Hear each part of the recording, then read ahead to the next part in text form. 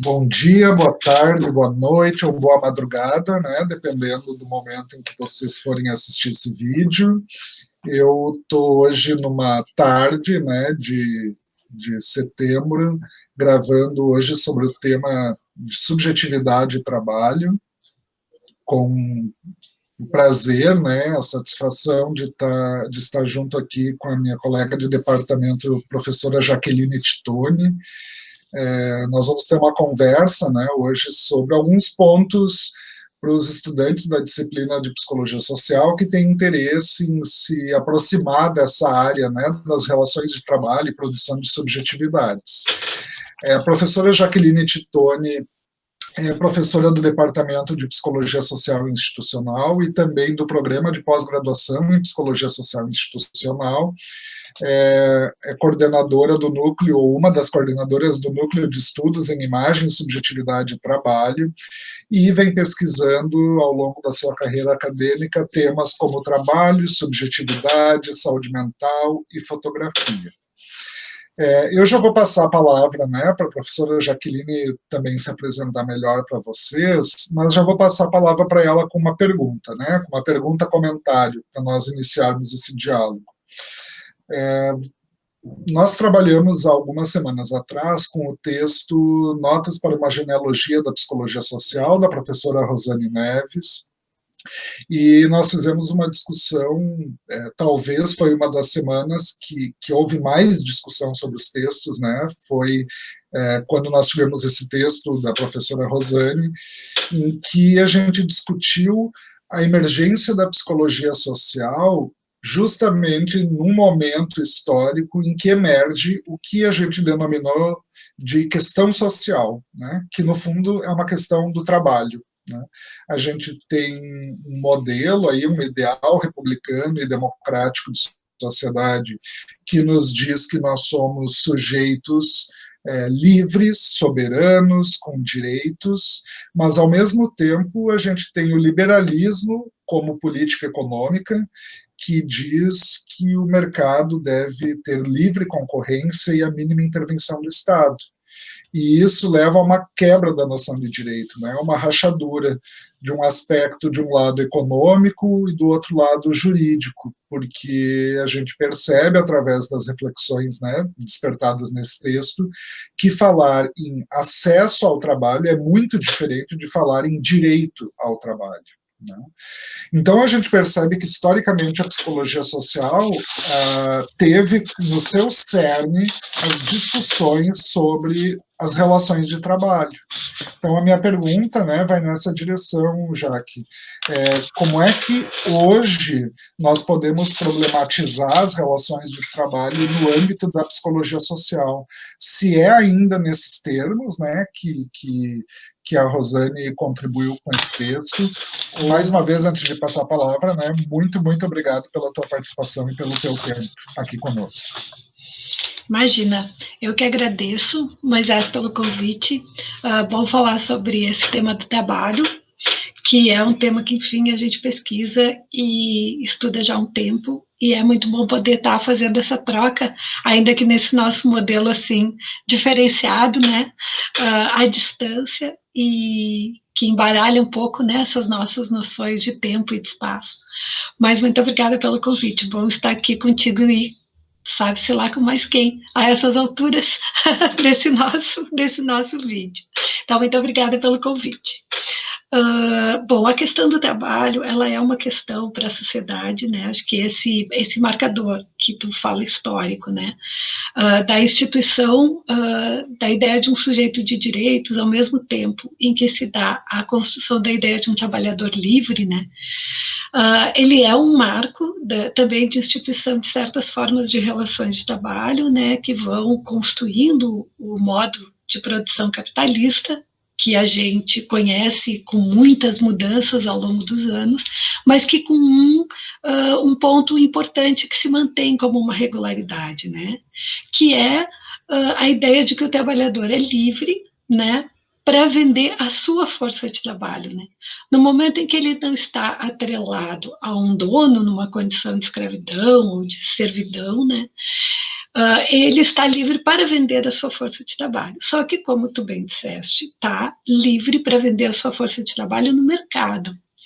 O que coloca essa tensão que tu bem colocasse entre o acesso ao trabalho e o direito ao trabalho.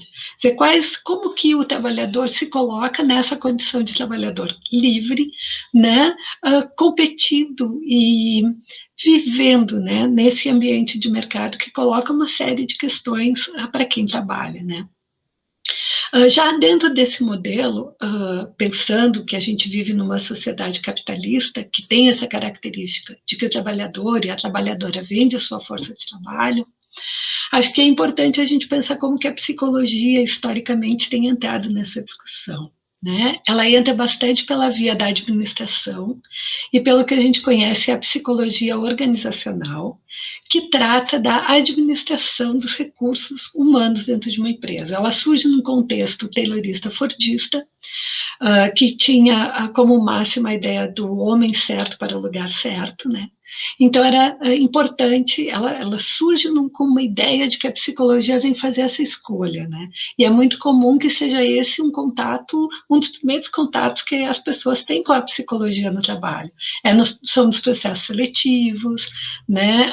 Às vezes em algumas atividades de avaliação psicológica para a escolha da carreira, para a organização da carreira ou para o ingresso no mercado de trabalho.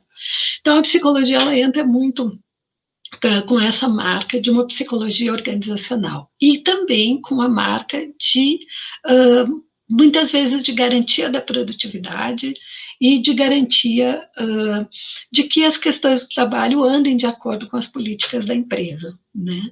A gente sabe que, como profissionais da saúde, vários estudos nos mostram como às vezes é tenso ficar nesse lugar que, ao mesmo tempo, precisa garantir a produtividade e produzir a saúde de quem trabalha, né? Mas a psicologia, ela entra muito nesse campo, né? No campo da psicologia organizacional. A psicologia social, ela difere desse ingresso, ela se coloca de uma outra forma, porque ela vai pensar primeiro o trabalho de um ponto de vista mais amplo. Não é só o trabalho que se realiza nas organizações, mas é o trabalho como organizador da sociedade, né? Na medida em que todos trabalhamos para sobreviver. A gente deveria trabalhar para viver, né? Mas muitas vezes o trabalho ele é um trabalho de sobrevivência. Então a psicologia social ela vai se ocupar de uma série de pontos. Um dos mais importantes é a discussão da saúde, né? Que é como pensar o trabalho como produtor de saúde ou produtor de adoecimento, mas também o trabalho nas suas relações com a sociedade, que implicam também o emprego e o desemprego, que implicam o acesso às pessoas aos direitos sociais, como tu já mencionava antes, com relação também à mobilidade social, quer dizer, esse mito, né, que a gente conhece dentro de uma proposta liberal do trabalho como como um dos maiores fatores de mobilidade social, que não é para todo mundo, né?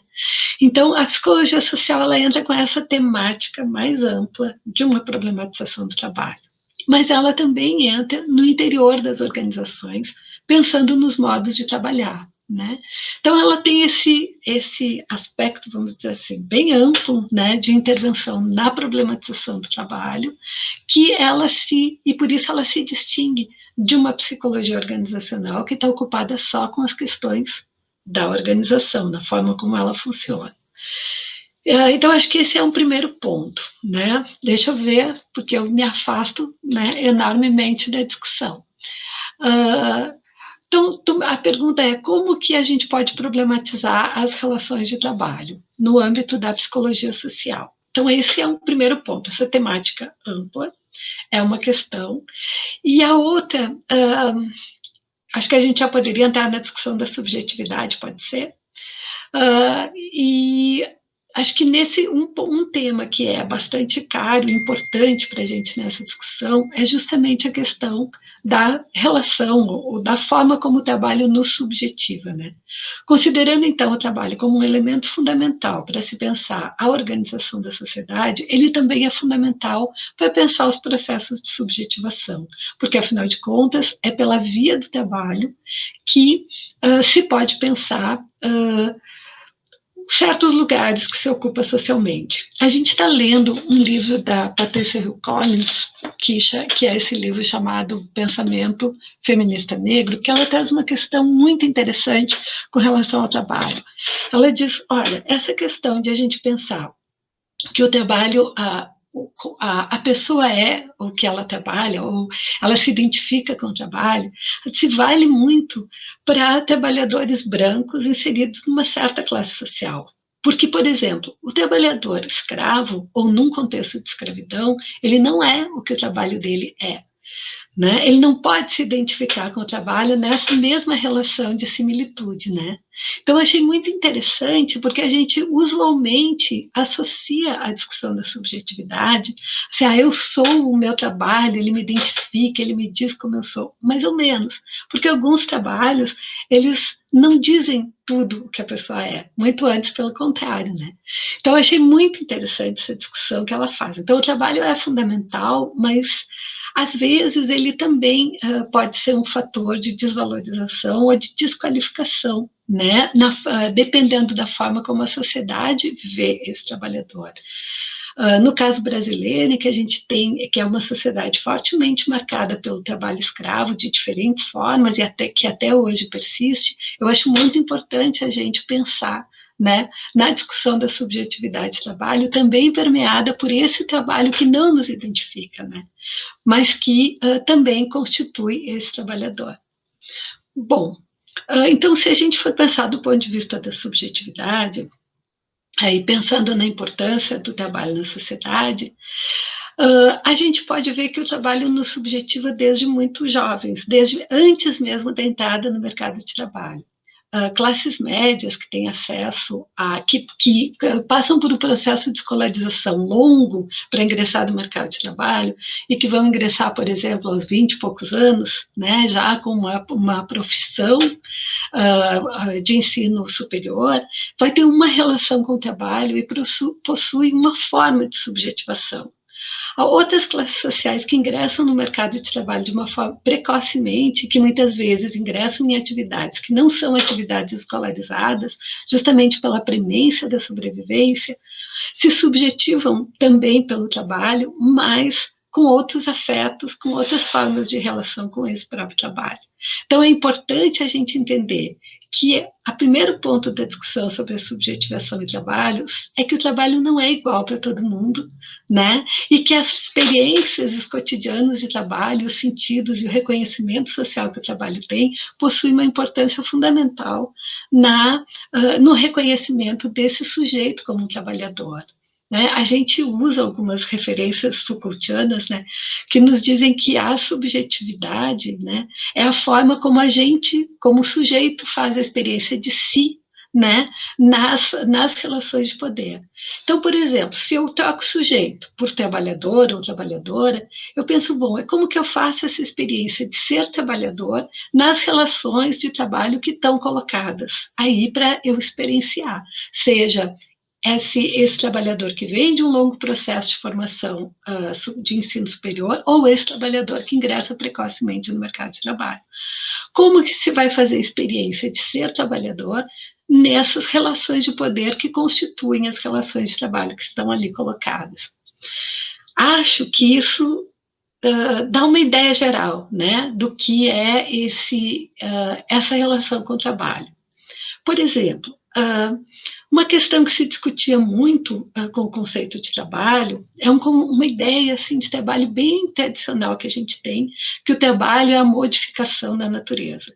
Hoje a gente já não pensa mais assim, né? O trabalho deve ser a preservação da natureza, não só da natureza como meio ambiente que a gente conhece, né? E que nesse momento está sendo extremamente atacado, né? Justamente em nome do trabalho, né? E da riqueza, né?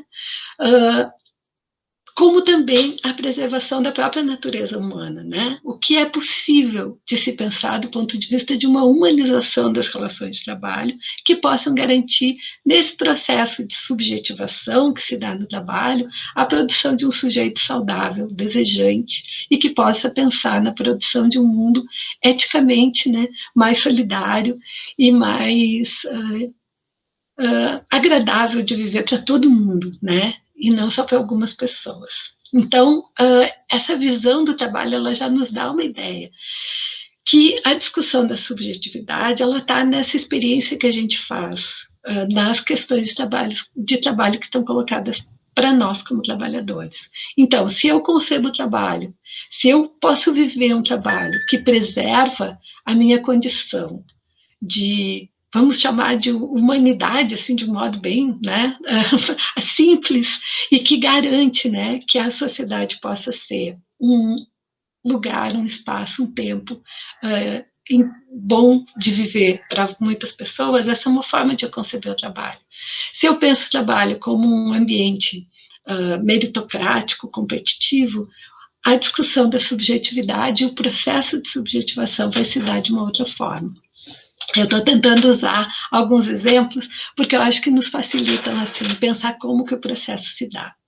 Então, se eu penso que as relações de trabalho e que a própria noção, o próprio conceito de trabalho, ele é efeito de relações de poder, que estão sempre disputando para ver quais ideias e quais linhas, né, se tornam mais institucionalizadas, mais legitimadas pela sociedade, mas que tem uma série de resistências que também estão acontecendo ali junto, eu vou pensar que o processo de subjetivação vai se dar no meio desse jogo, desses fluxos e dessas relações. Algumas mais institucionalizadas, que vão ser mais duras e mais difíceis de lidar, e algumas mais leves, mais flexíveis, que a gente vai poder ir trabalhando e até modificando ao longo da vida, né?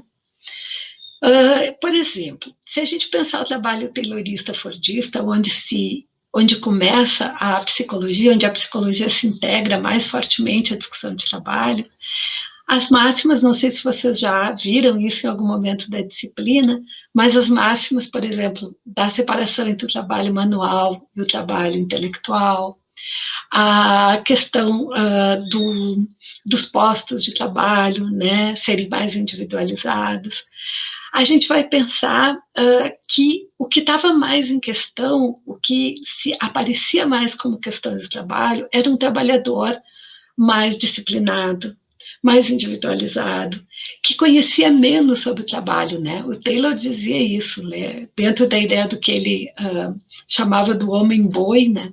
Quanto mais eu dividir as tarefas e mais simplificada for a tarefa que a pessoa fizer, quanto menos ela souber sobre o trabalho, mais esse trabalho vai funcionar, né? Então vai ser uma grande cadeia em que cada trabalhador vai fazer um pedacinho, que está super explícito naquele filme do Chaplin, né? Dos tempos modernos. Esse modelo, justamente pela separação tão grande entre as questões, vamos chamar assim, manuais, intelectuais, como o Taylor chamava, ele vai entrando em colapso, e principalmente com a emergência das novas tecnologias que não fazem essa separação tão grande. E o trabalho passa a ser realizado principalmente mediado pelas tecnologias digitais e por outras formas de gestão que não vão trazer essa separação tão definitiva entre a execução e o pensamento, né? Então, os modelos que vão começar lá nos anos 80, do modelo japonês e da gestão da qualidade, eles vão integrar mais esses processos e vão exigir mais dos mais elementos cognitivos e subjetivos desse trabalhador. Então, a forma como o trabalhador vai fazer a gestão da sua tarefa não vai ser tão simplificada como no modelo taylorista-fordista, e vai usar muito mais da sua inteligência, das relações que estabelece, né? Bom, esse modelo, ele também vai se modificando, né? E aí a gente entra volta um pouquinho na questão inicial que tu propunha, né? Quero dizer, a gente vai observando que dentro de uma lógica neoliberal, apesar de que neoliberal possa ser muitas coisas, mas na forma como a gente tem visto, principalmente a partir da crise dos anos 80, início dos anos 2000, com uma intensificação ou até uma sobreposição do capital financeiro ao capital produtivo, quer dizer, hoje é possível tu ganhar dinheiro sem trabalhar, desde que tu invista, né, no capital financeiro, e não existe mais uma relação tão íntima entre a produção, o trabalho e a riqueza, né, porque é possível produzir riqueza por outras vias, também se modificam as relações que vão se dar no ambiente de trabalho. A gente vai encontrar, já desde o início desse século, muitas modificações importantes, principalmente nos direitos adquiridos pelos trabalhadores ao longo no século passado, né? Principalmente a questão do salário, dos direitos sociais, e a gente vai vendo que essas modificações elas vão se intensificando e a gente vai vendo uma individualização maior desse trabalhador, né? Até o que hoje a gente chama do trabalhador empresário de si, né? Então, até o próprio sentido do trabalho se modifica, né? Porque se há um tempo, no modelo mais tradicional, a estabilidade no emprego era algo super importante, hoje as pessoas já te dizem, melhor eu trabalhar em 5 empresas e ter experiências diferentes do que eu trabalhar só numa, né? Então, essa mobilidade, essa flexibilização do trabalhador, ela também vem carregada de uma modificação muito grande nos direitos trabalhistas, né? Então, o trabalhador fica mais individualizado e fica responsável pela sua própria formação, pelo seu emprego, pela sua qualificação e, muitas vezes, pelo acesso aos seus direitos, né? Se a gente pensar no início desse século, toda a discussão sobre as aposentadorias que se deu na Europa e que agora a gente tem vivido aqui também, ela é muito forte com relação a isso. Eu vou te interromper porque eu fui lembrando de algumas coisas que eu acho que tu já pode ir complementando. Eu acho que o que tu está nos trazendo assim pensar, né, o trabalho, essa relação da subjetividade, o trabalho de fato ele é uma categoria estruturante das nossas vidas, né, que é o que tu traz logo no início, e que a gente pode pensar um trabalho a partir das questões de gênero, a partir das classes socioeconômicas, a partir de uma ideia de racialização do trabalho, que eu acho que na nossa sociedade brasileira, hoje isso está muito visível, hoje eu digo com as políticas adotadas atualmente, e hoje com o distanciamento social, né, a gente vê e percebe um acirramento, digamos assim, das diferenças sociais, né? Das diferenças não, das desigualdades sociais, né? Então, acho que tem alguns dias teve uma discussão de uma das minhas turmas de psicologia social que uma aluna trouxe um exemplo de uma propaganda que eu acho que retrata bem isso, que é uma propaganda, se eu não me engano, era do iFood, dizendo que o iFood também proporcionava encontros, né? E aparecia na propaganda uma linda história, né, de um homem indo entregar a comida, né, na casa de quem pediu, e o cara, né, na sua casa, esperando a comida, os dois se encontram, os dois eram colegas de ensino médio, colegas de escola, né? Então, assim, o encontro era, nossa, olha que lindo, o iFood produzindo encontros, né? Mas o que significa esse encontro, né? De um lado a gente tem, né, já que toda a discussão da uberização da vida, né, dessa questão da flexibilização do trabalho, dos direitos trabalhistas, de um sujeito, eu gosto muito de uma expressão que a Butler usa num dos livros dela, que é a ideia das vidas precárias, né? A flexibilização do trabalho produzindo vidas e sujeitos precários, né? Que é um sujeito que se cair de bicicleta na rua, o colega antigo de escola não vai nem saber, não vai ter notícias, não, e nem quer se envolver com isso, né? Porque ele está na vida dele, fazendo as coisas dele. Então é um sujeito completamente desprotegido, né? Então é um trabalho que marca cada vez mais essa hierarquização social, né? E aí eu lembro do cara dando carteiraço, recebendo também o motorista eu não lembro se era Uber ou do iFood também, o cara dando carteiraço, porque você tem inveja de nós, do nosso dinheiro, né? Então, inveja, assim, ele dizia. Então, assim, essas cenas que vêm aparecendo, eu acho que elas mostram essa complexidade que tu está nos trazendo, né? Então, a minha cabeça está borbulhando enquanto tu está falando, eu tô pensando, né? E só para complementar, eu devolvo a palavra, eu lembrei de um post que eu fiz esses dias atrás pelo meu projeto do Medusa, né, que é o Movimento Educação e Saúde Mental, que é um trechinho do Byung-Chul Han, na Sociedade do Cansaço, né? Em que ele vai dizer que o sujeito de desempenho esgotado, depressivo, está, de certo modo, desgastado consigo mesmo, está cansado, esgotado de si mesmo, de lutar consigo mesmo, totalmente incapaz de sair de si, estar lá fora, de confiar no outro, no mundo. Fica se remoendo, o que paradoxalmente acaba levando à autoerosão e ao esvaziamento. Desgasta-se correndo numa roda de hamster que gira cada vez mais rápido ao redor de si mesmo, né? E esse sujeito do desempenho é esse sujeito do capacitismo, da meritocracia, que de fato acredita que ele está, por exemplo, num emprego precário porque ele merece, né? Ou porque foi o que a vida lhe possibilitou, né? Então, eu acho que nessa esteira aí da nossa discussão, acho que junto com o que tu estava falando, a gente vai pensando já nesses impasses e desafios, né, Jaque, que tu já vem trazendo alguns, né, as mudanças da reforma trabalhista, as questões previdenciárias, né, é muito diferente, a relação entre as gerações é muito diferente, né, tem uma questão geracional importante, né, para a geração de pessoas como meu pai e minha mãe, ou meus tios, são pessoas que tinham essa ideia de um seguro, né, de um futuro seguro, de que eu vou me aposentar, de que o que importa é ter carteira de trabalho assinada. E aí eu estou fazendo parte de uma geração que achava que o serviço público era algo seguro e que agora também, pelo visto, não vai mais ser, né? É bem possível que eu nem alcance a estabilidade, porque talvez ela não vá mais existir, né? Porque eu ainda estou em estágio probatório. Então, assim, tem uma coisa de um campo de incertezas aí, né, que subjetiva também essas gerações de formas muito diferentes, né, Jaque? E esse é um dos grandes desafios, eu imagino, né?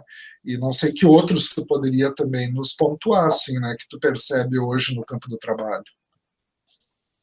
Eu fui, acho que, pegando alguns grandes modelos, assim, né, como o Taylorismo-Fordismo, a gestão da qualidade, a individualização, né, dos chamados, os MEIs, né, o trabalhador individualizado, com menos acesso ao direito social, né, que a gente observa. E chega, eu acho que um quarto modelo, que é esse que tu levanta, né, é esse trabalhador precarizado, né, que é o trabalhador que ele, além de estar individualizado, de não ter mais acesso aos direitos sociais, de não ter uma relação de emprego, né, de que lhe garanta alguma questão com relação ao acesso à saúde, ao acesso à formação, ele também ele é precarizado do ponto de vista salarial, porque ele vai ser o responsável, ele vai ganhar o quanto ele trabalhar, né? E esse modelo de trabalhador ele vai ser muito favorecido, vamos dizer assim, essa instituição desse modelo pelo processo das plataformas, né? Que é o que hoje se tem chamado do capitalismo de plataforma, né? Em que as relações de trabalho não passam nem mesmo pela relação entre o trabalhador e o empregador, né? E sim por um aplicativo que é o Uber, que é o Rappi, né? E que a gente encontra hoje em dia até com professores, né? Já tem alguns aplicativos que aí quando a universidade precisa do professor, a escola ela chama, né? E ele não tem mais uma relação de trabalho direta com a escola. Então, esse processo, a precarização vai se modificando, mas ela também vai se intensificando, né? Se a gente for pensar do ponto de vista das relações de trabalho e do acesso aos direitos sociais, né? Então, é muito importante isso que tu está dizendo, Moisés, porque essa é uma questão para a psicologia social. A precarização do trabalho, a individualização, né, do trabalho na pessoa do trabalhador, né, a quebra de certos laços sociais que construíam um certo contrato social, né, em que o trabalho se daria como um estruturador da vida em sociedade colaborativa, coletiva, e ele cada vez se individualiza mais, né, e isso também traz, acho que, um efeito super importante do ponto de vista da saúde mental, que é também, além de um desgaste muito grande, de uma responsabilidade muito grande da pessoa pelo seu próprio futuro, né, também ele traz tem se falado muito, né, da questão da depressão, porque é muito difícil tu atingir um ideal, né, que é vendido para ti como trabalhador, né? É muito, se diz que a sociedade norte-americana hoje é que apresenta os maiores índices de depressão, né? Justamente porque é muito difícil, através de um trabalho constituído dessa forma, produzir uma vida segura e tranquila e com futuro, né? Que eu acho que isso é o mais complicado. Tu falava em futuro, né? É esse futuro que está se modificando bastante. Né? Isso que a gente vê, por exemplo, da reforma trabalhista, o exemplo mais próximo que a gente tem é o Chile, né? E o Chile reverteu uma série de coisas com relação à forma como se dão as relações de trabalho, continua, né? Bastante, de uma forma muito intensa, ele continua neoliberal, mas as pessoas com mais idade estavam morando na rua, né? Justamente porque uma vida inteira de trabalho não lhes garantia uma velhice com alguma dignidade, né? E é um pouco isso que a gente vê nesse momento dessa reforma, né? É que não é seguro para todos, né? Que todos terão condições de ter um futuro com alguma segurança, né?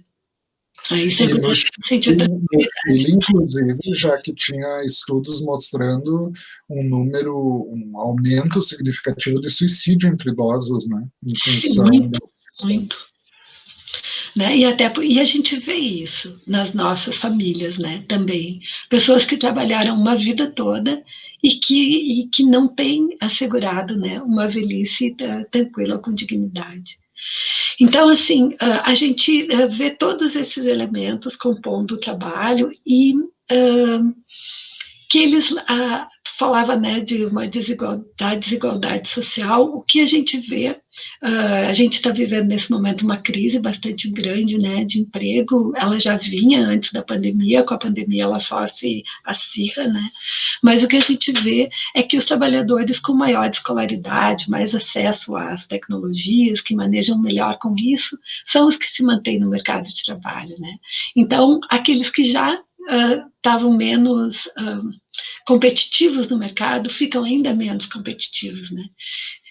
Acho que no caso brasileiro a gente tem hoje a gente tem a política de cotas, né, sociais e raciais na universidade, que ela já produz, eu acho, alguns efeitos, apesar de ser extremamente frágil e ainda pequena, né, perto de tudo que precisa ser feito, mas ela vem no sentido de tentar alguma reparação com uma forma de ordenamento do trabalho no Brasil que produziu e sempre tem produzido muita desigualdade, né? E que sim, passa aí, por isso que eu acho que é super importante que tu está dizendo, que é a questão das questões de raça e de gênero que constituem o trabalho. E que sim, é um tema fundamental para a psicologia social, né? Pensar o trabalho de uma forma racializada não é só pensar no trabalho negro e escravo, é pensar também no trabalho branco, né? E nos lugares que ele ocupa no mercado de trabalho. Então, acho que esse é um ponto fundamental, a questão da racialização do trabalho. A gente vê no Brasil e em outros lugares do mundo que mais ou menos a escala se dá assim. Quem ganha mais e que tem acesso a uma condição de trabalho melhor são os homens brancos, depois vêm as mulheres brancas, depois os homens negros e depois as mulheres negras, né? Sem contar que a gente tem essa tradição colonial, né, que marca muito fortemente a questão racial e de gênero na divisão sexual do trabalho, né, e que as mulheres negras ocupam ainda os postos de trabalho menos valorizados, né. É muito interessante a gente ver no caso brasileiro, e muito triste também, que a lei do trabalho doméstico, e que regula o trabalho doméstico, principalmente as empregadas domésticas, é a que não sai do lugar, né? Ela ainda é um trabalho bastante desvalorizado e ainda ele é muito fortemente feito por mulheres negras. Tem um livro muito legal da Preta Rara, legal assim, a gente diz, né, porque é, é legal, que chama Eu, Empregada Doméstica, que ela tem também um site muito interessante, e o nome do livro é o Quartinho da Empregada e a Senzala Moderna, né? Então, esse é um caso interseccional mesmo, né? Em que a gente vê, assim, em que se constitui como uma forma de opressão gênero e raça, né?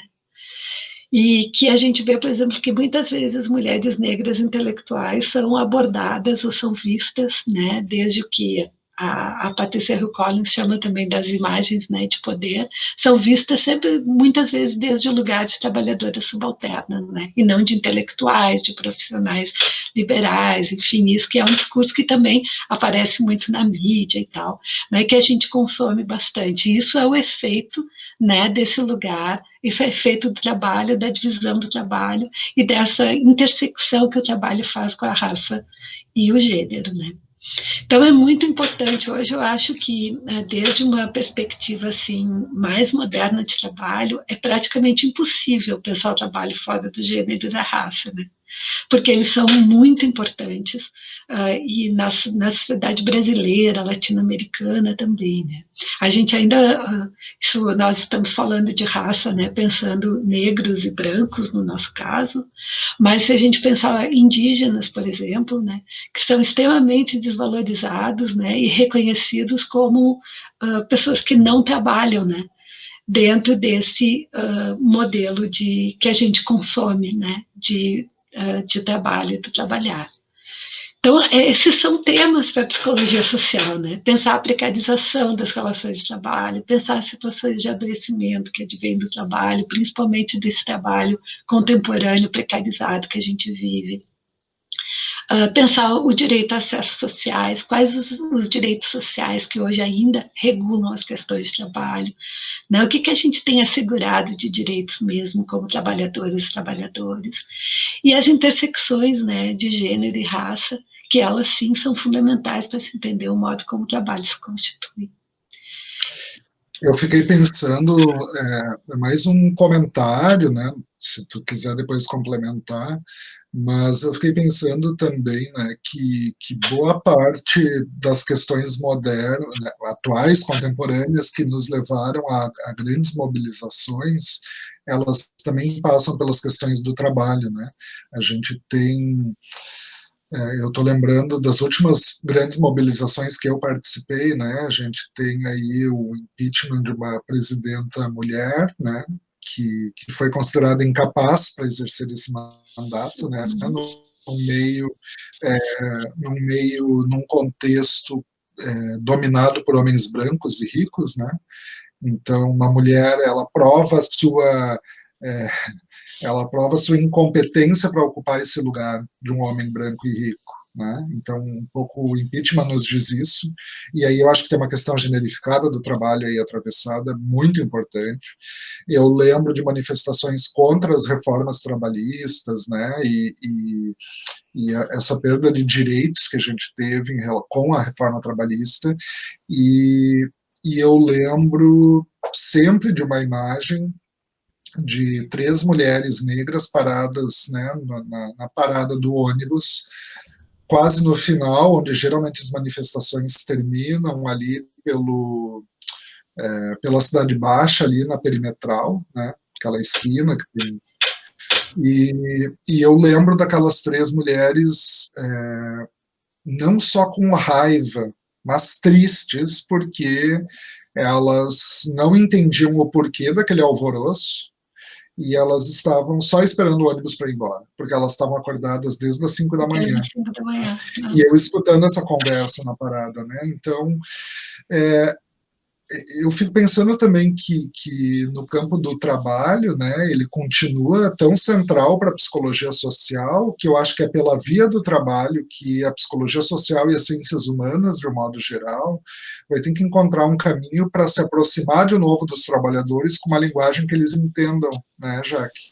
Com uma linguagem que eles também consigam se apropriar e entender que eles são portadores, que eles são sujeitos de direitos e que esses direitos estão sendo roubados, né, estão sendo subtraídos, porque ainda não se entende dessa forma. Né? O que se entende é que tudo vai continuar como está.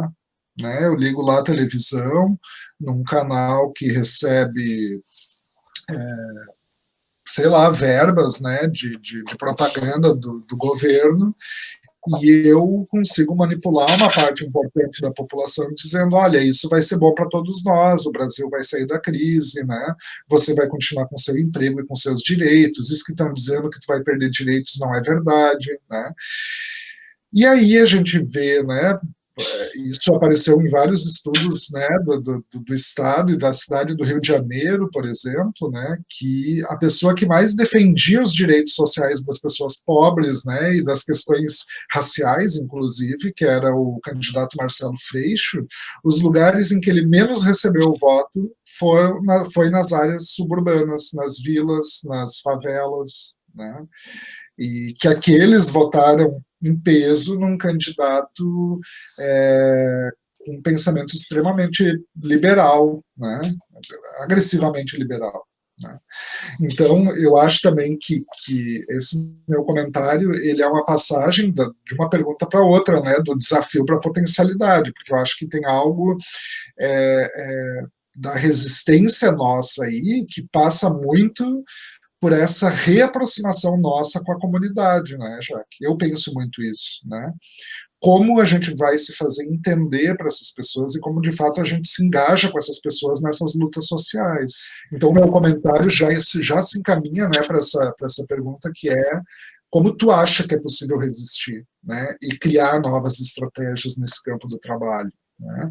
É possível pensar algo, né? Uma primeira linha que eu já solto aí para ver se tu fisga é essa questão dos movimentos sociais, né? E da nossa produção intelectual se aproximar mais dessas pessoas. Né?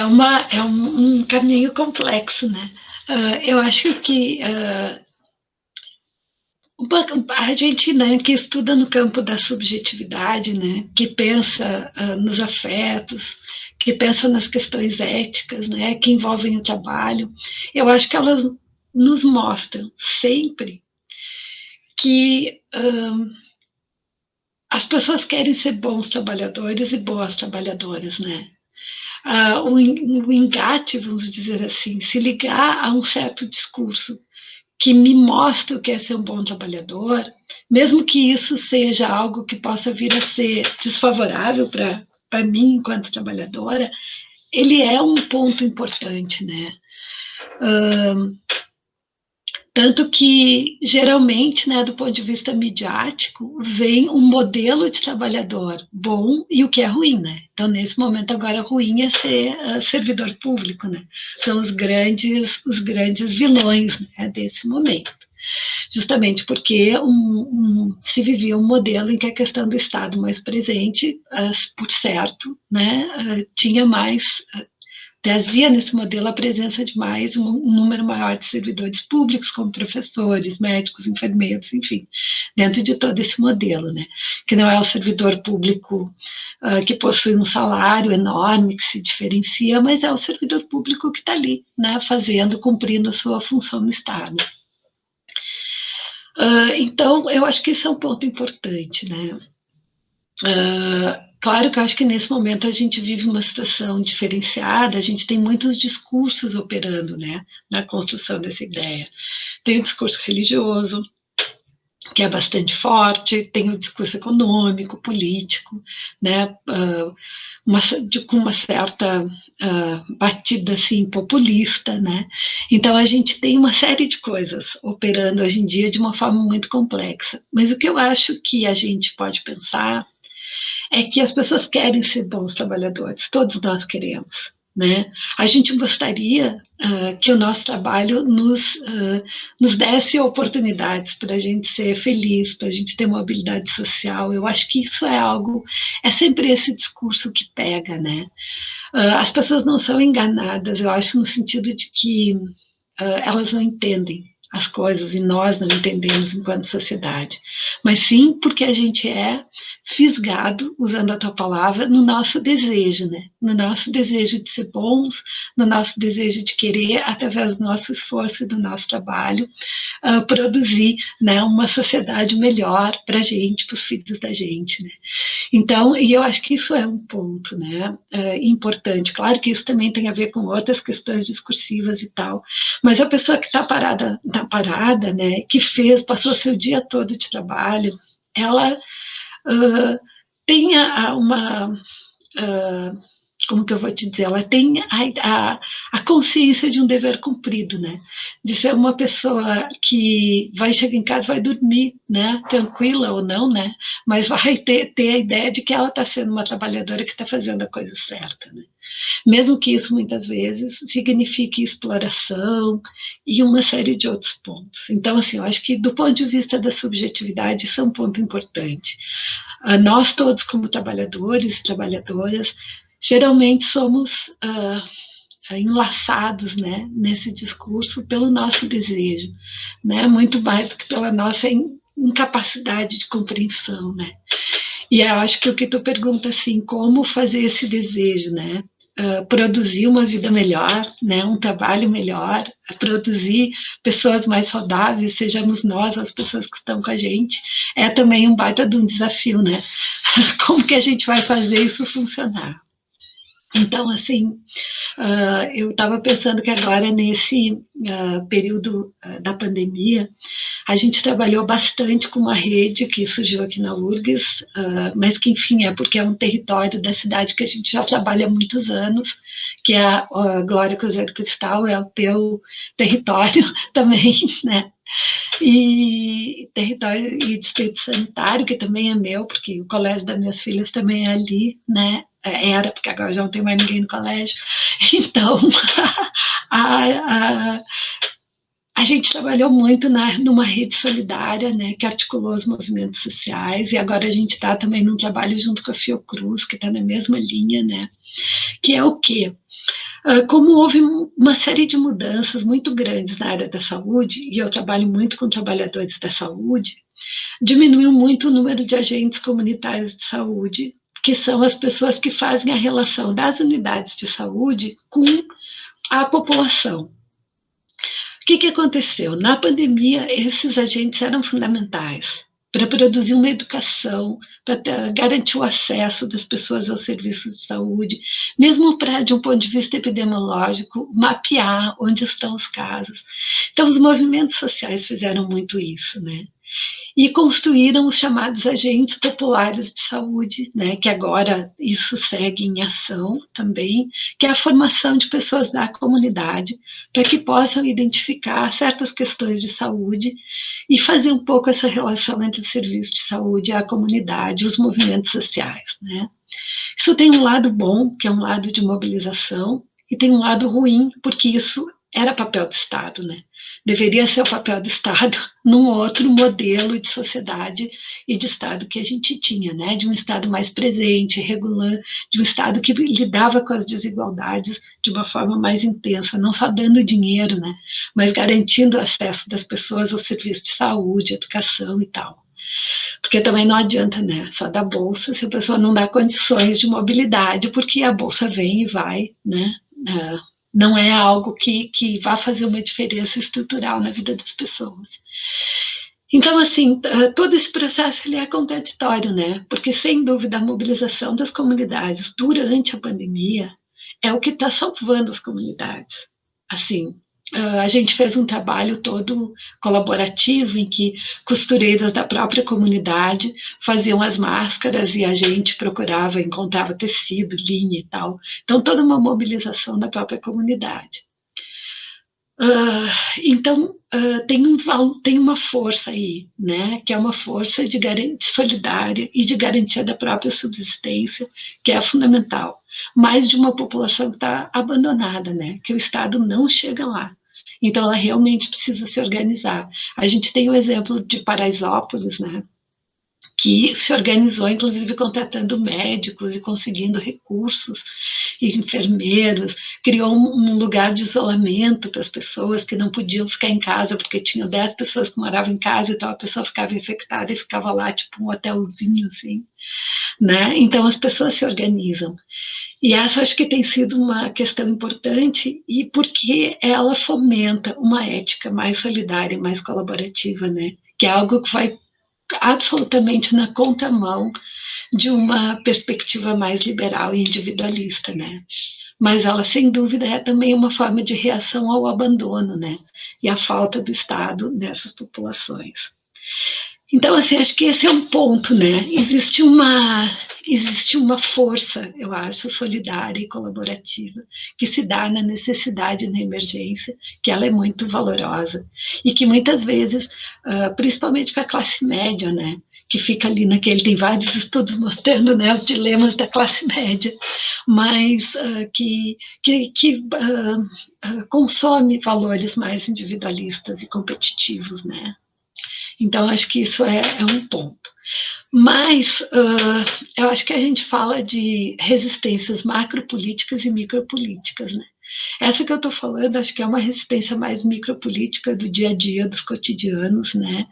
E de uma proximidade que a gente precisa ter, né? Com as comunidades que estão fazendo um esforço muito grande para garantir a sua própria sobrevivência. Nós também, na universidade, eu acho que a nossa política de ações afirmativas, ela já tem, como que eu vou dizer, não, a gente não vai mais até as comunidades numa visão de uma universidade que estava cá no pedestal, ainda está, né? Mas já existe uma proximidade maior e que eu acho que também a garantia das ações afirmativas dentro da nossa universidade é uma forma de resistência fundamental. Né? Porque a educação é uma baita de uma arma em todo esse processo, né? Então, acho que esse é um ponto. E existe acho que formas de resistência que se dão nos próprios cotidianos de trabalho, né? Uma das coisas que levou o modelo taylorista fordista à destruição, né? Não bem destruição, mas assim, a uma crise muito grande, foi justamente o entendimento de que quando se trabalha, não se faz exatamente a coisa que é dita para a gente fazer, né? Então, por exemplo, que a gente chama das tarefas prescritas. Por mais que eu te diga, Moisés, vamos fazer um vídeo e a gente vai fazer isso, isso, isso, isso, isso.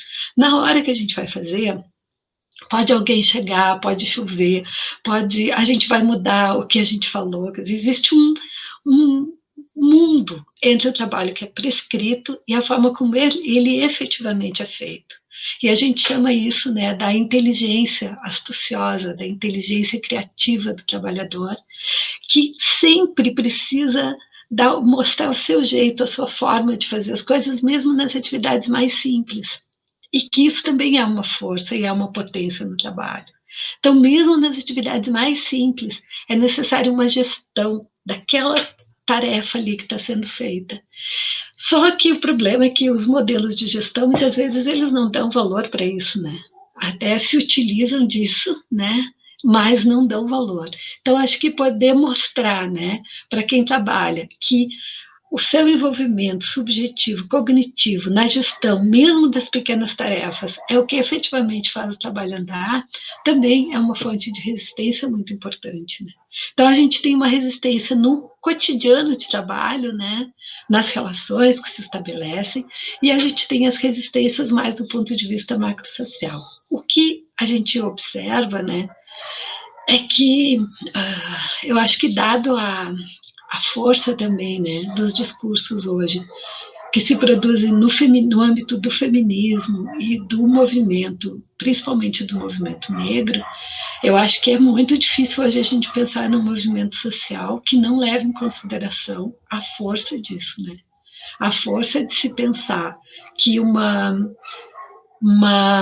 produzir uma sociedade que seja mais produtora de uma vida melhor e de saúde para todos, ela também vai ter que passar pela discussão do lugar das mulheres na sociedade, da valorização do seu trabalho e também das questões raciais que constituem a nossa sociedade, né? Desde um racismo estrutural até as diferentes formas de racismo que a gente vivencia, infelizmente, no nosso dia a dia, né? Então, acho que essas são caras novas do movimento, sabe, do trabalho. Elas são um tanto de diversidade que hoje a gente consegue entender no trabalho e trazer para a análise do trabalho. Acho que ela tem um potencial muito grande, uma força muito grande de resistência. A gente viu essa semana, né, uma empresa que vai trabalhar só com trainees negros, né? Ela, que, enfim, é uma empresa de uma mulher, né? que eu não sei se a gente pode dizer o nome aqui, mas está na imprensa. Eu acho que se está na imprensa já é público. Está na imprensa, é a Magalu, aquela Magazine Luiza. Ela Sim. lançou um programa de trainee só para pessoas negras. Então, assim, a gente já vê que aí tem uma questão, né, Zé? Né? É uma empresa, enquanto a gente tem outras empresas assim afirmando um ideal branco, né, hétero, assim, de uma certa figura masculina, né, que mostra toda uma certa forma de ver a vida, a gente também tem essas outras iniciativas que se constituem como uma resistência, né? A gente pode dia a E dia. também eu acho que tem a gente observa, né, já com um florescimento aí de novo, de propostas de trabalho cooperativado, de Sim, pessoas que vão se juntando, né, nessa dificuldade, porque é bem isso que tu falou, né, é no abandono do Estado que as pessoas se sentem na obrigação, pela obrigação da sobrevivência, né, de se articular e inventar alguma coisa, né, infelizmente é por essa via, mas ao mesmo tempo eu fiquei com uma esperança no coração, né, depois do dia que eu conversei com a Gisley, porque acho que a Gisley até nem aparece isso na gravação com ela fala isso conversando comigo antes, né, eu digo, olha, se a gente olhar para a macropolítica, o que está a acontecendo, gente se a mata. gente se desespera, não tem mais o que fazer, não tem porque a gente está aqui gravando um vídeo para discutir juventude, né, porque acabou, né, mas a questão é que junto com todo esse retrocesso, a gente tem movimentos muito bonitos que estão acontecendo com as pessoas e que a gente vai ver os resultados disso daqui a 10, 15 anos, não é agora. Né? A gente vê micropoliticamente, né, a questão dos afetos, da organização, das pessoas resistindo e criando novas formas, né, de viver, de trabalhar, mas ainda nos bate um desânimo, tem aquela sensação, mas só isso não vai adiantar, só que é só isso, mais só isso, mais só isso, que vai acontecendo em diversos contextos muito particulares, né, já que é isso que vai ganhando força, né, assim como os direitos que a gente havia conquistado, eles demoraram décadas para serem conquistados, eu acho que agora é um outro momento, né, e também um aluno disse uma coisa muito importante esses dias numa aula, né, eu sou a primeira geração da minha família que chega na universidade por causa das ações afirmativas. Uhum. E depois que as pessoas experimentam o gosto do que é ter acesso aos seus direitos, elas não vão se contentar por muito tempo em não tê-los. Né? Então, assim, as pessoas sentiram, né, já que o gosto de algumas, né, a gente não alcançou toda a população, mas muita gente conseguiu sair da linha da miséria, muita gente teve comida na mesa que não tinha, chegou na universidade, pôde desfrutar de outras coisas, né, que antes não tinha acesso. E eu acho que depois que se tem acesso a isso e que tu vê que é possível ter uma vida melhor, as pessoas querem a vida melhor, né? Todo mundo quer uma vida melhor. É. Então, eu fiquei com uma esperança no coração, sabe? Depois dessa conversa, porque eu acho que é um pouco isso, né? De essas pequenas resistências, essas pequenas invenções, esse teu relato, né? Da organização da comunidade. Eu acho que é isso que vai nos fortalecendo aos poucos para enfrentando essa macropolítica aí que está nos detonando, né? E que é eu acho que, assim, enfim, as pessoas podem, né, ter ideias diferentes, é isso, o debate é isso, né, mas eu acho que a imagem do nosso país pegando fogo, né, e queimando não só a nossa memória ambiental, né, como a nossa memória como povo brasileiro, né, ela é uma imagem muito forte, né, eu acho que do ponto de vista do trabalho é muito assim que a gente se sente também, né, é um pouco a política, se a gente pensa, não é só não é uma transformação, é uma queima, né? É uma destruição. E eu acho que isso é que é devastador em todos os sentidos da palavra, né? É porque a gente, muitas vezes, do ponto de vista do trabalho, se sente assim, né? É muito difícil tu recompor um ecossistema, né? É muito difícil a gente recompor certas formas de trabalhar que a gente tinha antes, porque sobra pouco delas, né? Eu acho assim que as imagens que a gente tem visto, assim, né? A cinza que chegou até aqui, né? Ela é vida, né? Aquilo eram animais, eram plantas, né? Ela não era algo que veio da lei. Ela era o nosso país queimando, né?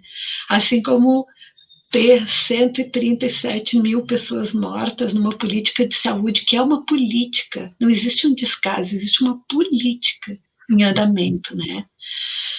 Do ponto de vista da saúde, que é uma política, sim, pautada na imunização de rebanho, né? Que ela é uma política que ela tem como principal pressuposto o fato de que os fortes, né, resistem, né?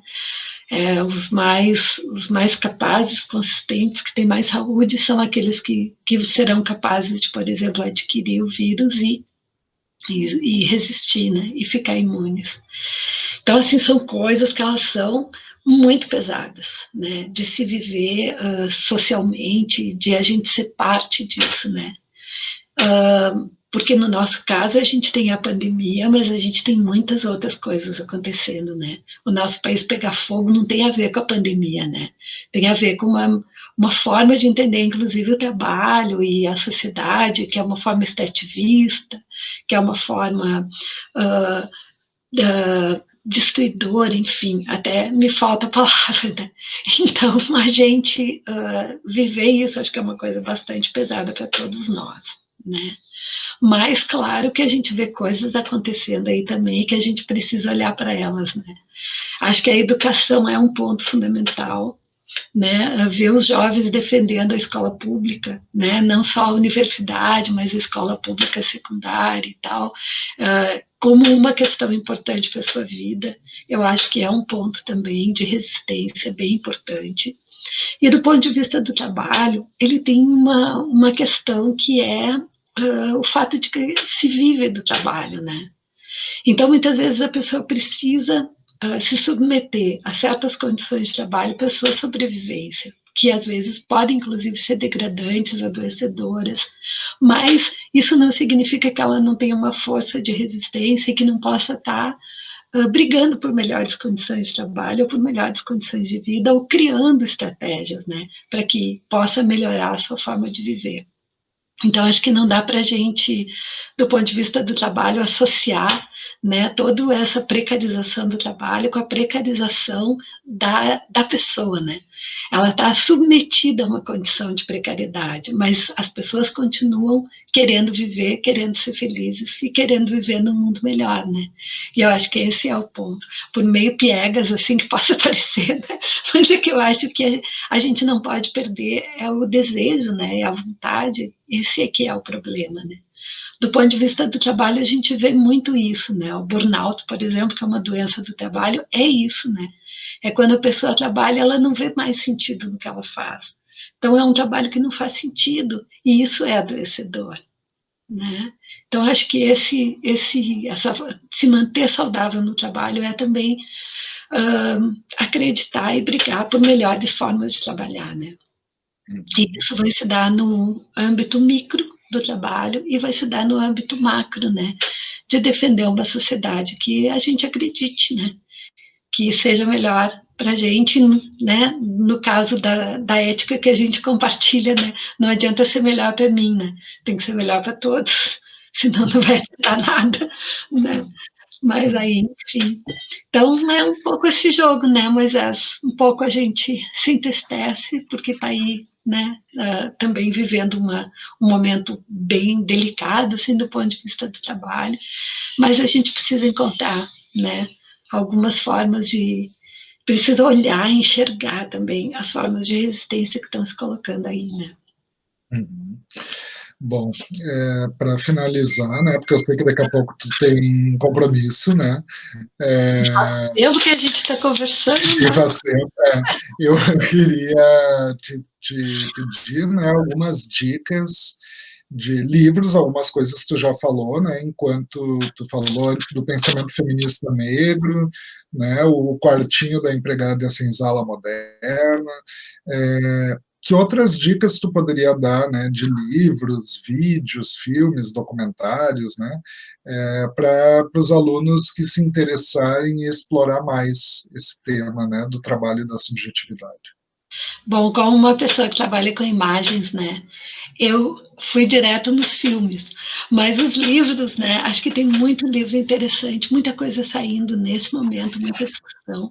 Eu acho que tu tocou num ponto também super importante, Moisés, do ponto de vista da resistência, que são as alternativas que passam pela economia solidária, pela economia sustentável, né? A gente costuma dizer no âmbito do trabalho que se a gente pode vestir, por exemplo, uma roupa que na sua fabricação não morreu ninguém, não deixou ninguém doente, né? Se eu posso consumir um alimento, que é um alimento que ninguém ficou doente produzindo esse meu alimento, eu vou estar dentro de uma ética, né? Que é uma ética solidária que também se constitui como uma forma de resistência. Então isso é fundamental, né? A gente tem coisas muito interessantes no Brasil e que nem sempre tem visibilidade. Por exemplo, a Justa Trama, né? Que é uma rede de produção solidária que vem desde a produção do algodão no Nordeste até a fabricação das roupas. Inclusive aqui em Porto Alegre também tem núcleos de produção. Então também a gente procurar, né, consumir certos produtos que eles vão nos deixar eticamente mais assim responsáveis, né, com o mundo que a gente quer produzir. E que bom, a gente está vendo essa discussão aí também acontecendo nesse momento com relação aos mercados internacionais, o Brasil, enfim. Mas a gente também vive isso no dia a dia, né? Para mim a questão da alimentação, por exemplo, é fundamental, né? De que a gente possa estar consumindo coisas que não vão ser tão agressivas para o ambiente. Também esse excesso de consumo, né, que é uma doença muito contemporânea, né, essa coisa de tu ter que consumir coisas que tu nem sabe por quê, às vezes tu usa 4 sapatos, por que tu tem que ter 20, né, são certas perguntas que elas são de uma posição ética e que também acho que enquanto consumidores as pessoas começam a fazer, né, o que eu preciso mesmo, né, para viver, né, já que a gente tem essa relação tão intrincada entre ser feliz e consumir, né, na sociedade contemporânea. Então, acho que esse é um outro ponto também, vai dar outra conversa. Então, assim, dos livros, eu acho que tem livros muito interessantes. Acho que um livro bem bom é um do Ricardo Antunes, chamado, deixa eu achar aqui, O Privilégio da Servidão, que eu acho que é um livro bem interessante, que bem contemporâneo. O Ricardo Antunes está toda hora fazendo lives e tal, e é uma pessoa assim bem, nesse momento, discute muito a questão do trabalho. Na psicologia, a gente tem um livro que daí é do grupo que eu faço parte na Ampep, que se chama Psicologia Social do Trabalho, que é um livro que faz bem essa discussão, onde que entra a psicologia social na discussão do trabalho. Tem, acho que, os diferentes livros associados das clínicas do trabalho, né, que daí eles são um pouco mais, assim, complexos, mas eu acho que eles são interessantes também para fazer essa discussão sobre saúde de trabalho. E dos filmes, e tem uma série de coisas, né? Tem alguns sites, por exemplo, sobre uberização e sobre o capitalismo de plataforma. Tem um site, deixa eu ver se eu acho ele aqui, que ele faz. Ele traz, só um pouquinho, que agora eu me lembrei disso. Ele traz uma série, ele vai. Eles vão atualizando esse site constantemente, da ABET, da Associação Brasileira de Estudos do Trabalho, com os estudos e os artigos que vão surgindo sobre esse processo de uberização, né? Para a gente ficar mais nos estudos brasileiros e latino-americanos também, né?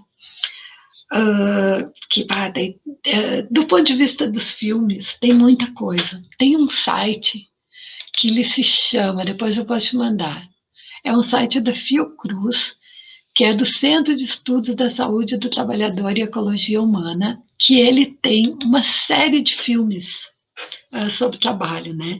Que mais ou menos eles se dividem assim, os trabalhos tayloristas, né? Que são aqueles mais clássicos, os tempos modernos do Chaplin, aquela maravilha do Ladrões de Bicicleta, né? Do Vittorio De Sica, que são aí livros, filmes mais antigos, né?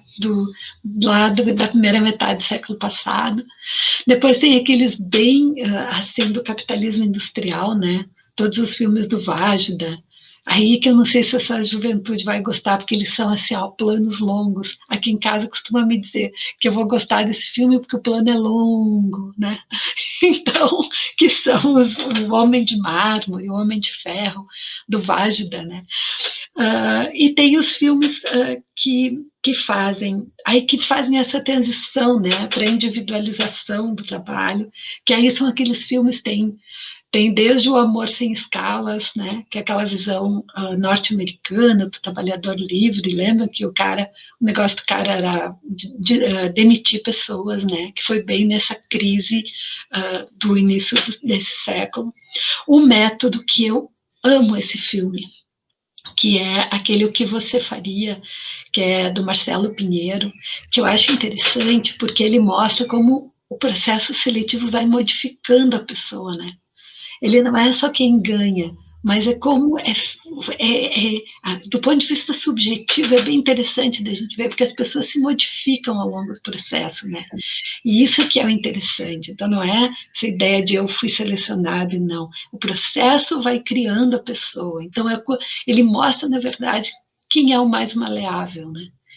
E isso vai se dando, enfim, não vou contar o filme que eu gosto muito. E tem o Corte, né, do Costa Gravas, que também é um clássico, que o cara mata todo mundo que tá, eu vou dar spoiler, todo mundo que vai, enfim, mata todo mundo, tá? Não vou dar spoiler. Uns que estão competindo com ele no mesmo cargo, né? Tem uma série até que eu estava vendo esses dias que eu comecei a ver, eu achei mais ou menos, mas que tá, não sei se no Amazon, ou no Prime Video, ou no Netflix, mas acho que é Prime Video, que é Recursos Desumanos, que também é a história de uma pessoa já nos seus 50 anos e a crise do trabalho, mas eu achei mais ou menos, tá? É francesa essa, o Costa Gravas e o Pinheiro são espanhóis, né? E o outro é um norte-americano. E tem esses dois filmes que agora estão assim bem em voga e que são assim, como que eu vou te dizer? A gente sai assim provocado do filme, meio mal até, né? Que é Eu e o Daniel Blake, que são dois filmes ingleses, né? Que eu acho que foi do Oscar passado. E aquilo, deixa eu só ver uma coisa, que agora eu me.